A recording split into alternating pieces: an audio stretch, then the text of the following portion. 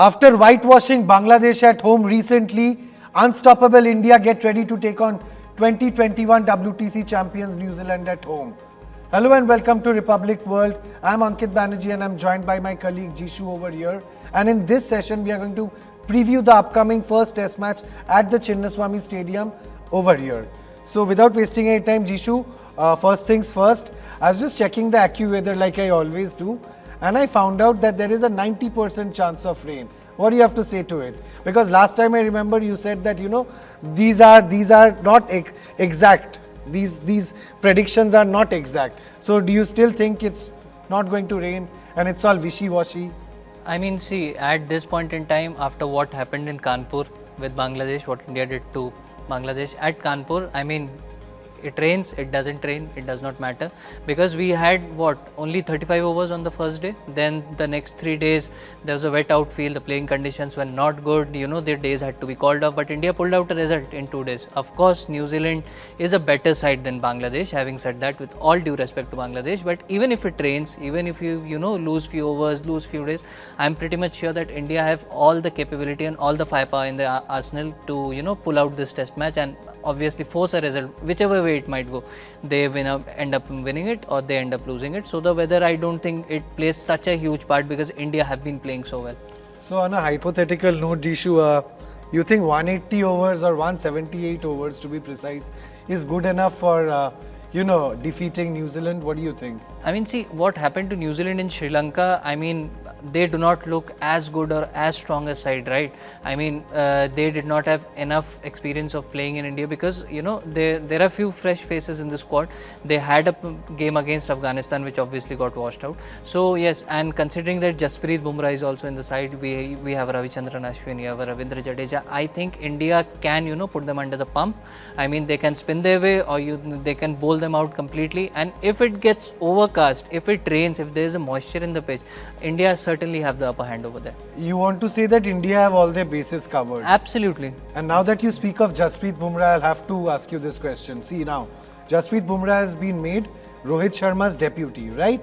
Do you think this call has been taken keeping BGT in mind, also knowing the fact that Rohit Sharma is probably going to miss a test match?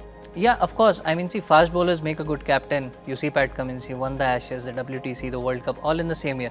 I mean, it's a myth that, your fast bowler cannot be the captain. I know the theory behind it that, they might get injured, they have fragile bodies, they bowl a lot of overs, they need a bit of break in between.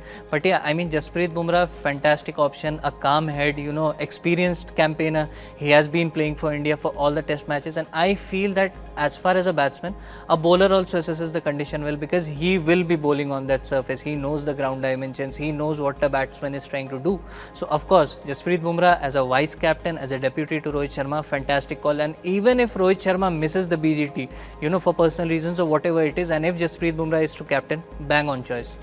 Right, let's talk about Jasprit Bumrah. Now that you speak of Jasprit Bumrah, I thought that, Indians are playing 8 test matches, 2 against Bangladesh, 3 here, and then 5 against Australia. So I thought Jasprit Bumrah would be given some rest at some point of time if he has to play all the 5 test matches against Australia. So I thought against New Zealand, maybe if India take a 2-0 lead, the 3rd test match, Bumrah could be rested. So now is it safe to say that Bumrah is not going to be rested? I mean, see, if he is going to be rested or not going to be rested, it completely depends on the management. But if you were to take my opinion, I don't think he should be rested, and he's been playing on the trot, right? I think that he's looking at these matches as a preparation for the Australia series. I know the conditions will be different, but there's nothing better than a game practice or a match practice. I mean, you may bowl as many balls in the nets, but when you're bowling to an actual batsman in a real game time situation, I think Jasprit Bumrah has been looking at it in this way, and now he is the vice captain, he has an added responsibility on his head. So he being made the deputy of Rohit Sharma, I'm damn sure that he'll play all the 3 test matches against New Zealand. Well, let's speak of the Indian captain Rohit Sharma. He's a big player, of course. But Jishu, off late I've noticed that Rohit, who used to get these big daddy hundreds, is getting out for 40s, 50s, ultra aggressive 40s and 50s. In a game against Bangladesh, you also saw Rohit Sharma hit a 6 of the first ball. That is so surreal. Never even heard of such things happening in test match cricket.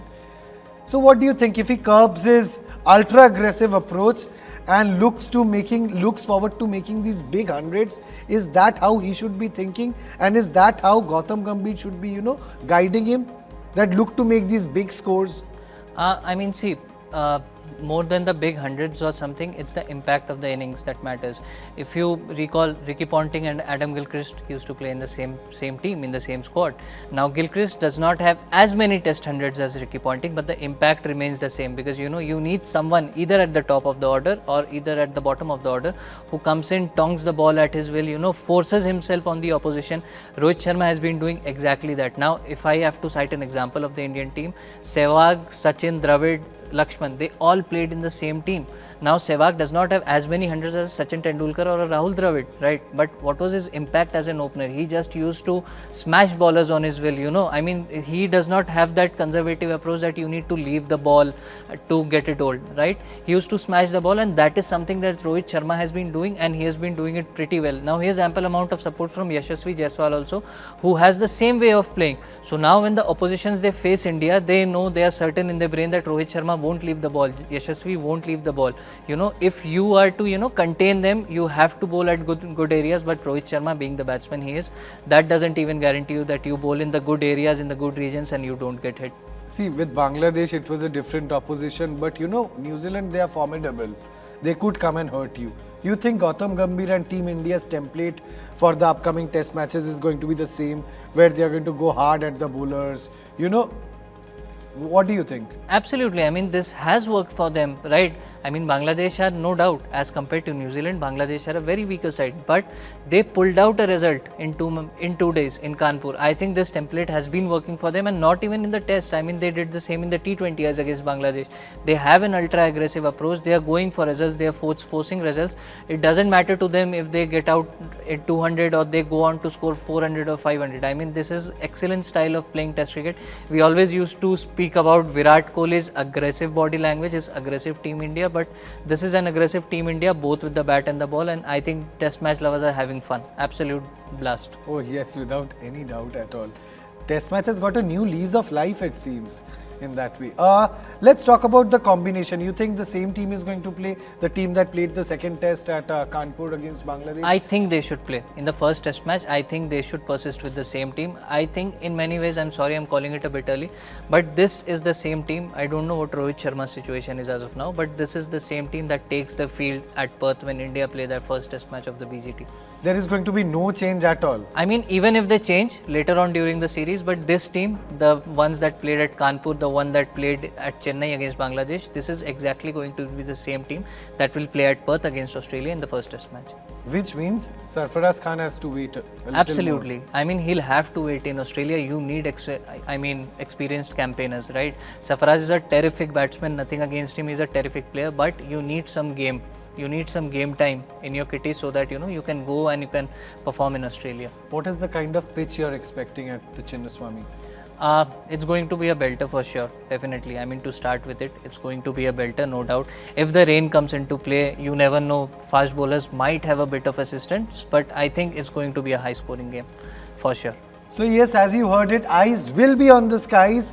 But again, I realize after speaking with Jishu that India will start firm favourites against New Zealand, given their run of form currently. Thank you so much for joining us in this session on Our Sport Fit.